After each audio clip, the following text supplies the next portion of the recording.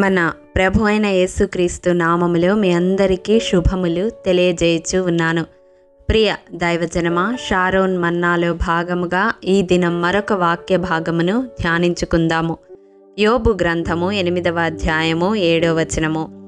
నీ స్థితి మొదట కొద్దిగా నుండినను తుదను నీవు మహాభివృద్ధి పొందుదువు. ప్రియ దైవజనమా, ఆదికాండం బైబిల్ స్టడీలో భాగముగా 30వ అధ్యాయము 43వ వచనములో యాకోబు అత్యధికముగా అభివృద్ధి పొంది విస్తారమైన మందలు, దాసీలు, దాసులు, ఒంటెలు, గాడిదలు కలవాడాయెను అని వ్రాయబడి ఉంటుంది. యాకోబు హారానుకు బయలుదేరినప్పుడు 29వ అధ్యాయము 21వ వచనములో చూస్తే తినడానికి ఆహారము, ధరించుకొనుటకు వస్త్రము గురించి కూడా ఆలోచించవలసిన పరిస్థితిలో ఉన్నాడు. 32వ అధ్యాయము 10వ వచనములో యాకోబు అంటాడు కదా, నా చేతి కర్రతో మాత్రమే ఈ యోర్దాను దాటి తిని ఇప్పుడు నేను 2 గుంపులై తిని అని. ఇంతగా యాకోబు అభివృద్ధి పొందడానికి కారణం, తన లేమిలో యాకోబు దేవునికి మొరపెట్టాడు. గమ్యము ఎరుగని స్థితిలో ఉన్నప్పుడు తన ఒంటరితనములో దేవుణ్ణి ఆశ్రయించాడు. లాబాను వద్ద యథార్థముగా కొలువు చేశాడు. తన యావత్ శక్తితో కొలువు చేశాడు. అందుకనే దేవుడు యాకోబు పట్ల శ్రద్ధ నిలిపి అతని నీతికి తగినట్టుగా అతనిని వర్ధిల్లజేశాడు.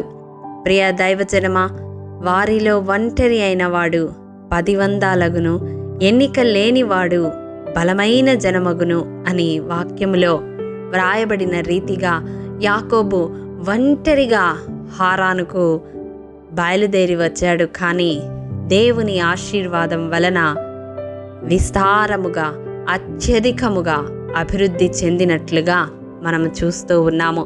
ప్రియ దైవజనమా, ఈ వాక్యము వింటున్న నీ జీవితంలో కూడా ఒకవేళ యాకోబు హారానుకు బయలుదేరినప్పుడు ఎటువంటి స్థితిలో ఉన్నాడో అటువంటి స్థితిని అనుభవిస్తూ ఉన్నావా? అయితే యాకోబు జీవితం మన ఎదుట ఒక దృష్టాంతముగా దేవుడు పెట్టి ఉన్నాడు. యాకోబు ఏ రీతిగా తన ఆత్మీయ యాత్రలో దేవుని పైన ఆధారపడి ఆశీర్వదించబడినాడో, అత్యధికముగా అభివృద్ధి పొందినాడో, అట్టి రీతిగా మన జీవితాల్లో కూడా దేవుణ్ణి ఆశ్రయించి ఆయన మీద ఆధారపడితే, జాగ్రత్తగా దేవుణ్ణి వెదికితే, ఆయన్ను బ్రతిమిలాడుకుంటే దేవుడు తప్పక మన పట్ల శ్రద్ధ నిలిపి మనలను వర్ధిల్లజేస్తాడు. దేవుని ఎదుట మనము పవిత్రులముగా, యథార్థవంతులముగా కనపడితే మన నీతికి తగినట్టుగా ఆయన మన నివాస స్థలాన్ని వర్ధిల్లజేస్తాడు. అతి కృప దేవాది దేవుడు మనందరికీ అనుగ్రహించునుగాక. మమ్మల్ని మిక్కిలిగా ప్రేమించిన మా ప్రియ పరలోకపు తండ్రి, మీ పరిశుద్ధ పాదములకు వందనములు. దేవా, విత్తబడిన వాక్యమును ప్రతి హృదయములో నూరంతలుగా ఫలింపచేయండి.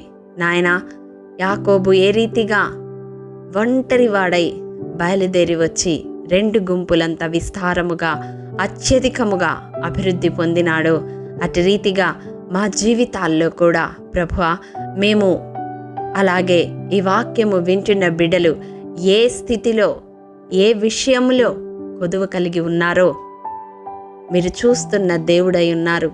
నాయన, మీరు ప్రార్థన ఆలకించే దేవుడు. ప్రభువా, ఈ వాక్యము విన్న బిడ్డలు నాయన నీ వైపుకు తిరిగి నిన్ను వెదకి నిన్ను బ్రతిమాలుకుంటున్నప్పుడు మీరు జ్ఞాపకం చేసుకునండి.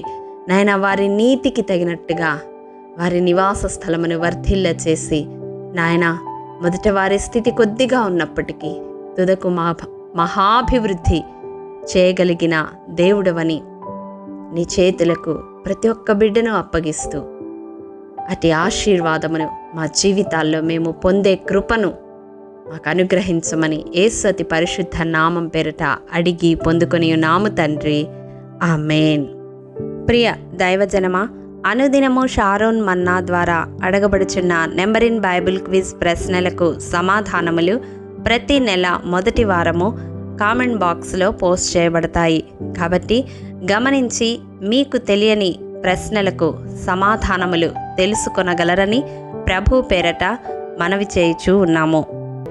ప్రియ దైవజనమా, ఈ దినం నెంబర్ ఇన్ బైబిల్ క్విజ్ ప్రశ్న: నేటికి 30 దినముల నుండి రాజునొద్దకు ప్రవేశించుటకు నేను పిలువబడలేదని బైబిల్లో పలికినది ఎవరు?